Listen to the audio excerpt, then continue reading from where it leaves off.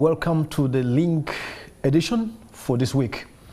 We already thank you for joining us, and we strive to keep our promise to give you information that you can use along with opportunities. Tonight we have sort of both, but maybe more leaning towards opportunities, rather information.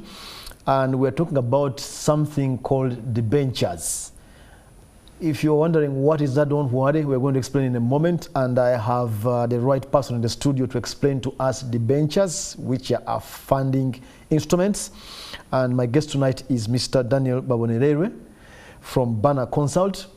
He has been here before, a banker for over 20 years in terms of practice, and is a consultant therefore. Daniel, welcome.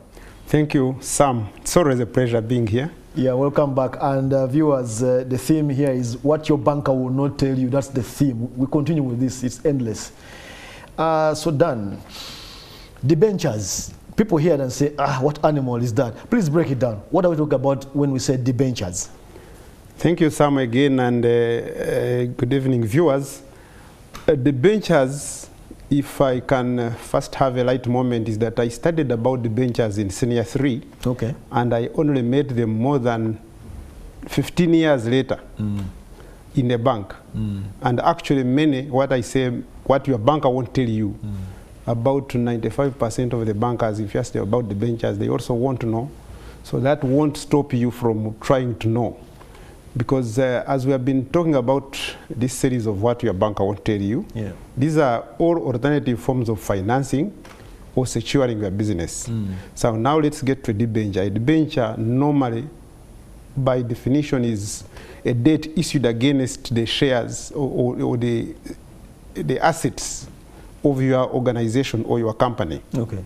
Normally, a private registered company, and you issue that, say, I have a company, Banner Consult, and I want to get some more money to grow my business.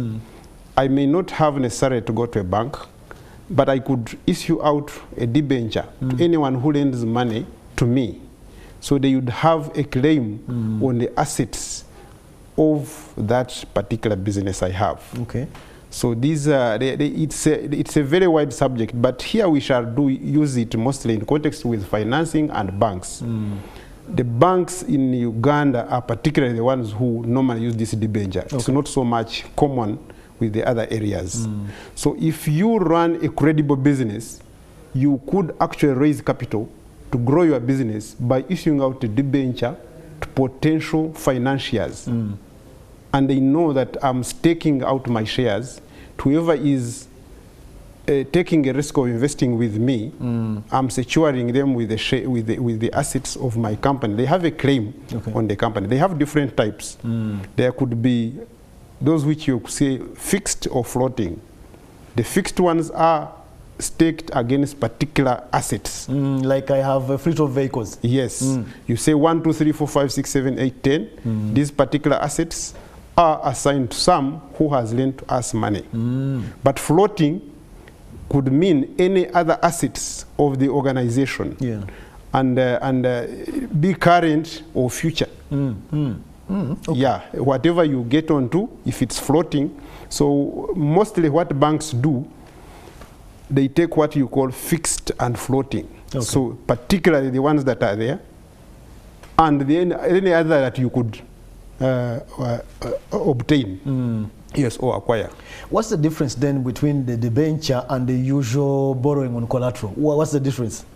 Last time we were talking about when I go as a micro borrower, yes, they lend to me according to my name.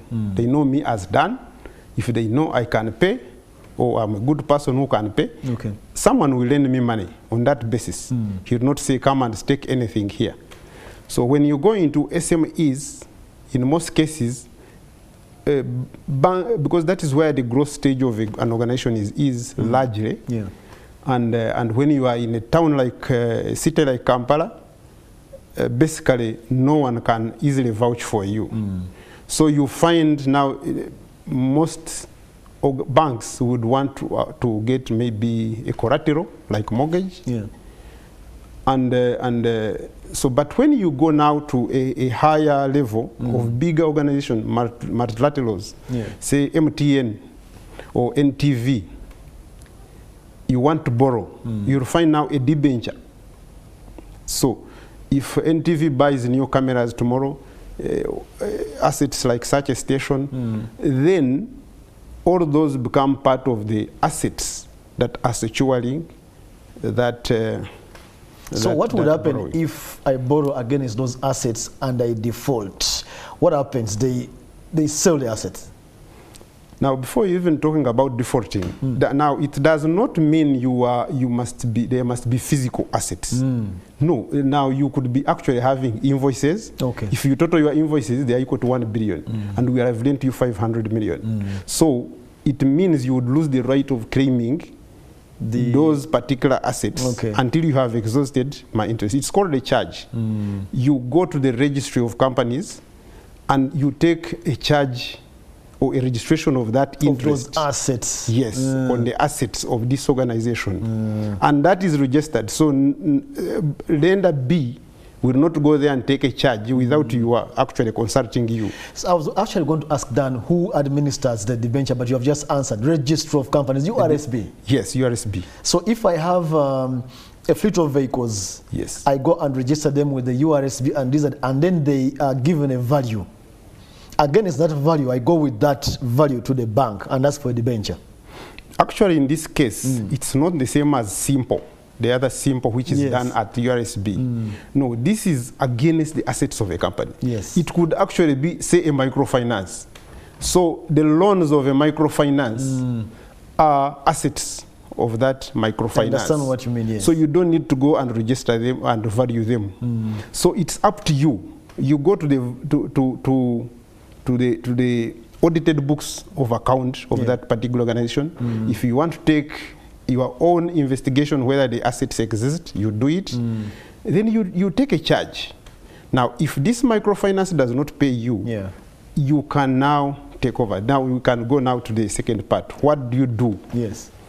In most cases, the ones I've participated in, the most secure way now, the easier way for someone to recover, in this case a bank, to recover its value or its money. Then you declare in the newspaper that you are putting that organization under receivership. Now the receiver or the receiver manager comes and takes over that organization and then recovers the money and directly pays you. So when you use debenture, the resolution must be receivership. Not necessarily. You could negotiate out of it. You could tell them what you intend to do. It could be very amicable, but by the time you declare a receivership, in most cases you have seen the inability in the management of this organization to honor its obligations. So in this case, you declare that I am appointing, because that debenture deed gives you that authority to go and declare. It's like a war. It's very easy to start, but very difficult to end. Now, that helps us, Dan. What's the advantage? The usual loan of collateral and a debenture. Why should a company, why would I choose a debenture over the other financing needs? How, why and when? And we have about a couple of minutes. It has quite a number of advantages and to both sides. The advantage is that, as I told you, that NTV does not have to go and look for the title deed or the house of the chairman of the board to come and what? and take it to the bank as collateral. We have assets. The chairman or the owner of NTV does not have to worry about what NTV Uganda has staked. Their finance manager is responsible for that.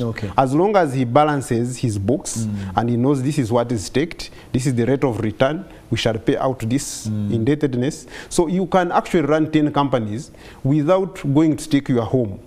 Each company staking on its own. The biggest thing is to see the ratio of that debt to your equity or retained earnings in that organization. So you can actually have 10 companies, all of them borrowing on their own from, you don't have to die of that. And the director is not encumbered. That blood pressure of having to care whether which company is paying and which is not. So the accountant should show you if they are having healthy debt. Full stop. In 1 minute and a half, caution. When I'm going for the debenture, if I'm a business, what are the risks? What should I bear in mind? What you should bear in mind is that, as I told you, which is an advantage now to the bank, is that it is very easy to call a receivership. You don't have to give the 30 days, like what you do in a mortgage deed. Once you do it and register your interest or what you have done, then you appoint a receiver. Now, a receiver manager, interestingly, becomes the employee of that company, of your company, then but is obliged to settle make sure this you debt. pay. But there is an order through which you pay. Whatever they recover first goes to statutory obligations, like paying taxes, like paying employees, NSSF, and yes, mostly taxes, employees, then secured debtors. Then the unsecured debtors also queue up behind the secured debtors. Yes. So, finally, to understand again, the simple resolution of a debenture mainly is going to be through a receiver. That is the logical end. Just like the logical end of a mortgage is that you could be auctioned. Yes. Now this one, the logical end also is that you appoint a receiver manager. If they decide at that point the company is no longer solvent to settle its obligations and it's not redeemable, then they liquidate it, meaning the company dies. Okay. Yes. I think, Dan, you should do a class and officially invite people and they pay. But we should look more at the advantages of it. In that you can always raise capital. In majority, you remember the first warning is that we approach the bank with this attitude of default. But you should approach it when we looked at the Campari, in terms of opportunity. The character. Once the business has the character and the ability to pay, then it can secure itself and to grow sustainably. Okay.